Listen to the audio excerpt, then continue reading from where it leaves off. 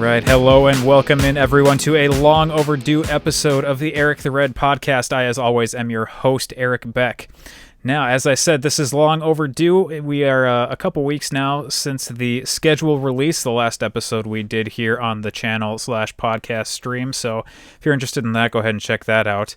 And what I said I was going to do was take a look at who the Vikings were bringing into rookie mini camps. Wow, if I am remembering correctly. And I kind of did that at the time and then realized I didn't really know who any of the people were. And so didn't end up following through on actually making some sort of something out of that. Although, looking back at some of the people who are currently on the roster right now, we may be looking at in the second part of the podcast here, and possibly in a separate video for those of you on YouTube, at some different things related to the special teams and certain different special teamers who the Vikings have on the roster right now.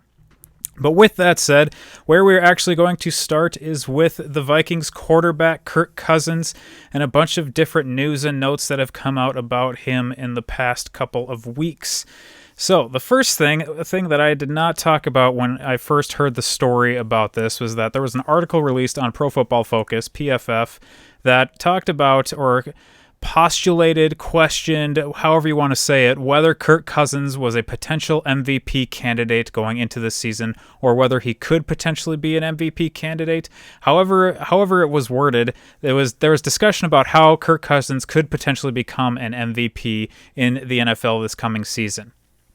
Now, there have been a lot of discussions in the local media, I guess, since Kirk Cousins got here. Local media, local fan base, all of the above, since Kirk Cousins got here 3 seasons ago and started playing for the Vikings, about how good Kirk Cousins really is. How do we rank Kirk Cousins? How does Kirk Cousins stack up? And a lot of questions have to do with his statistical performance versus sort of the eye test, what we see him actually being able to do performance. And a lot of other pieces of that have to do with how the Vikings as a whole have performed with Kirk Cousins at the helm of this team. Because, as we all know now, 3 seasons into this, with Kirk Cousins as your starting quarterback, the Vikings have only been to the playoffs 1 time in the last 3 seasons. They did win a game against the Saints, and then lost in semi-not-so-dramatic fashion, I guess, to the San Francisco 49ers. And there have been a lot of questions about how people inside of the team, and especially on the offense, and especially skill players on offense, have gelled with Kirk Cousins as the quarterback. So, there are questions about how good Kirk Cousins is. Can Kirk Cousins lead this team to the Super Bowl? Is Kirk Cousins really as good as some people think and hope and suggest that he is? I would be a person who is in the camp of Kirk Cousins is sort of not quite in the top 10 in terms of starting quarterbacks in the NFL. I think typically people locally, nationally, have him ranked somewhere between 11 and 15. I think 15 is low, 11 is probably high. Somewhere in that midst is where I would place him. But with that said, Kirk Cousins is statistically a very serviceable, we'll say serviceable for now, quarterback. I'm not quite ready to say that he is a very good quarterback statistically, although maybe the statistics would bear that out. But I think what we know is that statistics are a major piece of determining who the MVP is in the NFL, but I don't think it is the only piece. And I think a part of the MVP movement, the part of the MVP voting, has to do with that eye test. How do you feel that a player is performing for his team in any given season? Now, with that said, with where the Vikings are right now, I would say with the skill players they have, they should be able to, like they did last season, put up statistics that put them into higher levels in terms of statistical output for the NFL. And with Kirk Cousins as the quarterback, Kirk Cousins at the helm of that, there is the chance for him to put out another very good statistical season. The problem is that how is the offense going to function in terms of a scheme? How is the offense going to be run by Kirk Cousins during the season? Because as I think we have seen, or as I will say that I think we have seen, Kirk Cousins is not the type of a player who is able to go out and make things happen on his own. Kirk Cousins functions best when the system is working properly and when he doesn't have to jump outside of that system to make decisions on his own. He is very leery of putting the ball into situations where there could potentially be a turnover. We saw that happen. We saw the turnovers, that is, happen a lot at the start of last season, which is not, I think, what Kirk Cousins typically is known for. He's known more for the fumbling issues than for the interception issues, and that's mostly because he's not willing to put the ball into those situations. I've commented in other places that there were numerous times in Stefon Diggs last season here where you could tell that Kirk Cousins rolled out and the play was designed for him to throw deep throws to Stefon Diggs, but you could tell he wasn't comfortable, and you could see him making the decision, see him calculating while he was contemplating whether to make the throw or not, whether there was a chance for that ball to be picked off, whether there was some other issue of that nature, and then you would see him check it down to a different route shorter down the field. So if you were able to find a way for Kirk Cousins to fit into the system in such a way where he is able to maximize both his performance and the performance of the team around him, then there is potentially that possibility. The question, of course, as we already alluded to, is that actually going to happen?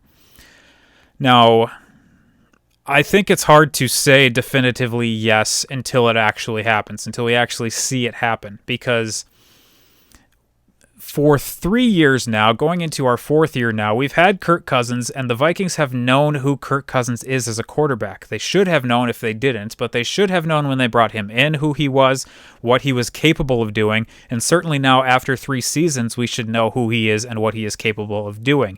And if we are not willing to cater our offense to a way where he is able to run it to the most efficient way possible, to the most effective way possible, to his capabilities, then I think we're going to have problems overall with the offense, and you're certainly not going to be seeing Kirk Cousins MVP candidate conversations arising during this season. That's a thing that I haven't understood sort of in the NFL in general since I have been watching the NFL, is why teams are unwilling to maneuver, to change, to make different adjustments to their systems when they have someone different come in, either someone who they draft, someone who falls to them in that way, or someone who they pick up in free agency trade. Any way that they and being an NFL team comes upon a player who is running their offense, so specifically quarterbacks, why they don't tend to cater to their quarterback. One of the few instances that we've seen of that actually happening, of a team actually changing its offense to cater to their quarterback, has been the Baltimore Ravens, who have had very good quarterback play from Lamar Jackson in a system that caters to Lamar Jackson. Now, with all of those things being said, the Vikings have shown that they have a way that they want to run the offense. And now having Clint Kubiak coming in as their offensive coordinator, it looks like they're going to continue running a similar or pretty much the same offense that they ran last season, which may or may not be the best way to implement Kirk Cousins' skill set. So, MVP conversation, I'm not going to throw my hat in that, or I'm not going to throw my name into that hat in terms of someone who is willing to attach themselves to thinking that there is a possibility Kirk Cousins could be the MVP. I think there are a lot of quarterbacks in front of him, especially quarterbacks, but other players as well in front of him who are better fits for potential MVP seasons this coming season. The question on the other hand of that, or at least on the other hand in my mind of that, is can Kirk Cousins lead the Vikings to the Super Bowl? And I have always thought that if people like Trent Dilfer, Joe Flacco, Brad Johnson, people of that nature are able to lead their teams to Super Bowl wins, then I think it is completely possible that Kirk Cousins is the guy, or is a guy, who can bring your team to a Super Bowl and win. Not just bring your team to the Super Bowl, win. Think about teams that have gone to the Super Bowl and haven't won. Teams quarterbacked by the likes of Jared Goff and Jimmy Garoppolo and people of that nature. It is entirely possible that Kirk Cousins can bring your team to the Super Bowl if you have the team around him that is able to support him and that he is able to plug into, and then you are able to utilize his skill set, which we have not yet seen in the past 3 seasons here in Minnesota. So, with that said, thinking about where the Vikings are right now, do I think that the Vikings are in a position to approach going to the Super Bowl this season? No, I don't think they are. And then the question is Kirk Cousins back for next season? And could Kirk Cousins potentially bring the Vikings next season to the Super Bowl if the team is in place around him? And once again, I think the answer is no. But on top of that, the question that is coming up now is Kirk Cousins going to be in Minnesota during the next season? Not this coming season, the season after, the last season on his contract. Because as many of us in the Vikings fandom know, Kirk Cousins' cap hit is something to the tune of $45 million for next season, and the money that he is owed was fully guaranteed at the start of this new league year, or within the first couple days of this new league year. So he's been guaranteed a $35 million payday since March. So he's getting a lot of money next season. The question is, can the Vikings potentially deal him? Would they be willing to just straight up cut him? Is there some way to get rid of Kirk Cousins after this season when you maybe won't be taking as much of a financial burden as you maybe will be and going into next season? The reason this is coming up for me as a question now, and sort of has been in the background, but it's coming up as a question now, is because there was a report released, I guess, or it was reported within the last few days that the Vikings were heavily interested and were looking to trade to move up in the NFL draft this past April in order to draft Justin Fields. Now, I thought this was a thing that we already knew. I'm pretty sure Courtney Cronin was reporting this, that there was interest for the Vikings to move up to 7 in place of the Detroit Lions. And now there's the discussions that have come out about the Vikings potentially moving up to 8 with Carolina back in April. And I think the main reason this is coming out now is because the Carolina Panthers released a video of the Vikings calling the Panthers draft room and attempting to trade for that 8th pick and going over the different draft capital that they were willing to give up, which, if I am remembering correctly, and if it was recorded correctly and reported correctly, they were looking to give up this past year's first and their first, third, and one of their fourths. So it would have been 14, 90, and 143 overall. Those 3 picks to move up to number 8 with the Panthers. And then on top of that, it sounds like there is potentially a plan in place to trade up to 9 with the Broncos if both corners at the top of the board were still on the board when the Broncos would have been picking at 9.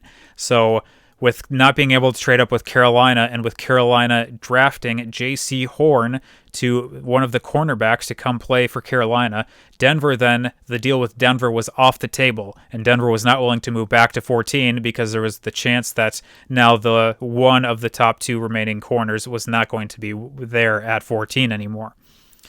So then the Vikings were not able to move up to 9 to draft Justin Fields. So instead, they end up moving back in the first round, as we know it by this point, and they end up drafting Kellen Mond with a pick that they receive from that trade early at the top of the 3rd round. So, with all of those things said, the question that comes into my mind goes back to, I should say, an article that came out in The Athletic, where, once again, it was reported by someone who is not me, and who has information that I don't know where this information comes from. So I guess take the Athletic's reputation for what it is worth, which I would bank on. So take that information for what it is worth, that Vikings ownership was not interested in departing with Kirk Cousins going into this season if there was not a plan in place to have a better quarterback come in that sort of either a trade or in the aftermath of that trade. If there was going to be no way for the Vikings to get a quarterback better than Kirk Cousins into the room, Vikings ownership was not interested in that. My interest, and I think the interest of some in the Vikings fandom and in Vikings media in general, is whether the Vikings were approached for a trade for Kirk Cousins, and that is why this sort of a story came out in the first place. There were a lot of rumors about whether the San Francisco 49ers would be interested in Kirk Cousins prior to trading up to the 3rd overall pick to take Trey Lance. And it is an interesting thought to me that the Vikings were not willing at the time to make a trade or to make a move without a plan in place. But now it seems like, or I should say in the aftermath of that, they were interested in trying to find a replacement for Kirk Cousins. So it seems like there are some or possibly a large group of people inside of the organization who are interested in moving on from Kirk Cousins and would have liked to have done that sooner rather than later. So, with all of those things said, as I said during the draft coverage that I put out on here, I was not interested in Justin Fields. A lot of my quarterback intrigue, if you will, came out of the Chris Sims top quarterback list, and he had Kellen Mond ranked above Justin Fields, and I knew that Kellen Mond would cost less than Justin Fields did. So I personally was happy with the Kellen Mond pick, and as always, we have yet to see what will come of that. But with all of that said, if Kellen Mond does develop into a person who is capable of taking over the offense from Kirk Cousins going into next season, I think we should probably prepare ourselves for not seeing Kirk Cousins in purple next season. But I still am not entirely sure how that is a thing that is going to happen, because who is going to want to take on Kirk Cousins and his contract and potentially try to figure out some sort of an extension for him so he's not just one and done in whatever place he would maybe be going to. So there's still a lot of nebulous activity around what is going to happen with Kirk Cousins after this season, even though we haven't even yet played this season. But overall, with all of these things said and done, all of these things that I've just talked about, my concern is not necessarily with Kirk Cousins as a player, because, as I said earlier, we know who Kirk Cousins is as a player. My concern is with Vikings leadership. If the Vikings knew who Kirk Cousins was and were not willing to put either a roster or a scheme around him that was going to make him as successful as possible, that is not on Kirk. That is on the Vikings leadership. That is on whether that be the coaching staff or on Rick Spielman and on his staff. That is on them. That's not on Kirk, like I have already just said. So with those questions in mind, I have to continue to question what is going on with Vikings leadership at the highest points, I guess, because those are the people who it would seem are pulling the most strings. So that being Rick Spielman and that being your head coach, Mike Zimmer. So this is not just this. I mean, it feels like it's been since Kirk got here, but there are questions now about what is going to happen with this trio, basically, of Spielman, Zimmer, and Cousins? Who's going to be the first one to depart? Will any of them be departing anytime soon? There's a lot of buzz as we sort of transition from Kirk Cousins to this Vikings leadership thought process. There's a lot of buzz about the seats for Mike Zimmer and Rick Spielman being safe right now, but potentially getting warm. Potentially that hot seat has the potential to sort of boil up as the season goes on. And I don't know why we keep saying this if we don't have any information that is actually true. And I don't think anyone does have any hard information who is suggesting that they are on the hot seat right now, that they actually are on the hot seat or could potentially be on the hot seat as the season progresses if something goes wrong. We don't know that. So with those things said, there is concern about, in my mind, there's concern about where the Vikings leadership is, and there's the potential that these are going to be concerns that move into the future further and further down the line, depending on what ownership is looking for and depending on the results, I suppose, that we see on the field. With all of these things thought about, I think that where we are now this is a situation that could have been avoided in a number of different ways. I was not a fan of giving Kirk Cousins an extension going into last offseason. I would rather have seen him just play out the contract he was on, because it felt apparent to me that we were not going to be challenging for a Super Bowl last year. So we could let Kirk Cousins try to play out whatever he was on and then potentially look to offer him a chance to come back. If Kirk Cousins had been a free agent this past offseason, the last 3 months would have been very different. Very, very different. You wouldn't see, I mean, we could just go down the list starting with San Francisco and what they did, especially if they are as interested in Kirk Cousins as their head coach, Kyle Shanahan, seems to be suggesting or seems to have suggested. So that in and of itself is its own interesting thing. But then there's the question, if ownership was not interested in trying to replace Kirk Cousins going into this offseason without a plan in place, were they maybe the ones behind trying to push for an extension for Kirk Cousins going into last season? Because if they weren't interested this past offseason, within the last few months at replacing Kirk Cousins, did they feel the same way a year ago when they knew that they would be in a situation where they were potentially looking for a quarterback who was not as good as Kirk Cousins?